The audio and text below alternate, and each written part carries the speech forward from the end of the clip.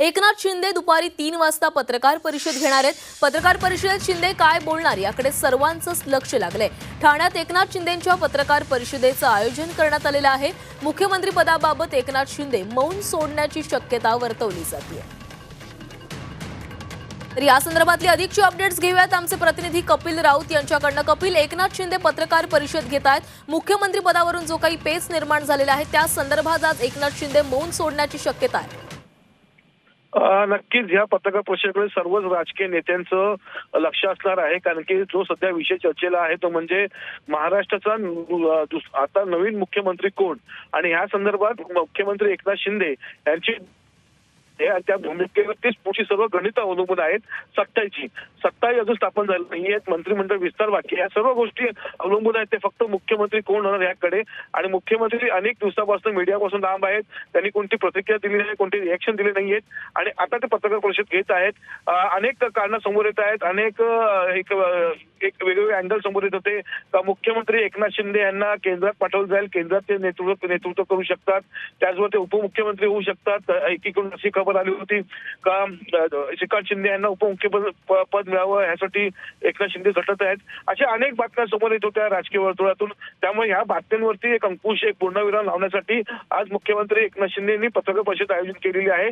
त्यांची भूमिका काय आहे, त्यांचा पक्ष काय करणार आहे, त्यांच्या पक्षात किती मंत्री पद पाहिजेत, आणि सर्वात महत्वाचं म्हणजे मुख्यमंत्री पदाबद्दल एकनाथ शिंदेचं काय मत आहे, हे ह्यावरती आज सर्व गोष्टी क्लिअर होणार आहेत। त्यामुळे ही पत्रकार परिषद राजकीय दृष्ट्या खूप महत्वाची असणार आहे, कारण की आज एकनाथ शिंदे आपलं मत मांडणार आहेत, त्यांचे काय विचार आहेत हे समोर आणणार आहेत। त्यामुळे नक्कीच कपिल, तर आता एकनाथ शिंदे नेमकी काय भूमिका मांडतात याच्याकडे लक्ष लागलेलं आहे, आणि याच संदर्भातली अधिकची अपडेट्स आपण घेणार आहोत आमच्या प्रतिनिधी मनुश्री पाठक यांच्याकडनं। मनुश्री, एका बाजूला राष्ट्रवादीने फडणवीसांना पाठिंबा दिलेला आहे, तर दुसरीकडे शिवसेनेतले अनेक नेते म्हणतात की शिंदे मुख्यमंत्री व्हावेत, आणि यावरून आता संपूर्ण तिढा निर्माण झालेला आहे। आणि काय वाटतंय की आता हा जो काही तिढा निर्माण झालेला आहे तो कशा प्रकारे सुटू शकतोय, आज एकनाथ शिंदे काय भूमिका देऊ शकतात?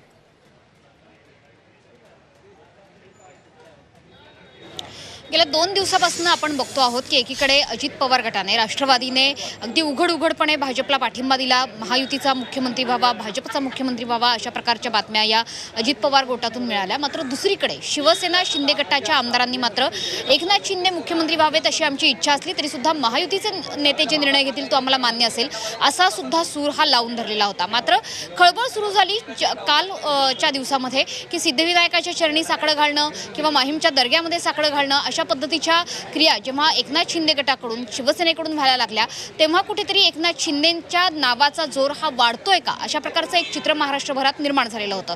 मात्र ज्या अर्थाने आज एकनाथ शिंदे स्वतः मौन सोडतायत आणि पत्रकार परिषदेला सामोरं जात आहेत, त्यानुसार एकनाथ शिंदे हा मोठा निर्णय घोषित करण्याची शक्यता आहे का हे बघणं अतिशय महत्त्वाचं आहे। एकनाथ शिंदे नेमकं काय काय करू शकतात, तर मुख्यमंत्री पदासाठी ते स्वतःच्या चेहऱ्याचा दावा देखील करू शकतात। इतकंच नाही तर मंत्रिपदासाठीचा कोणता फॉर्म्युला अपेक्षित आहे त्याचं सुद्धा कदाचित विश्लेषण आज केलं जाऊ शकतं। इतकंच नाही तर एकनाथ शिंदे यांना महायुतीच्या निवडणुकीमध्ये एकंदरीत चेहरा म्हणून प्रोजेक्ट करण्यात आलेलं होतं।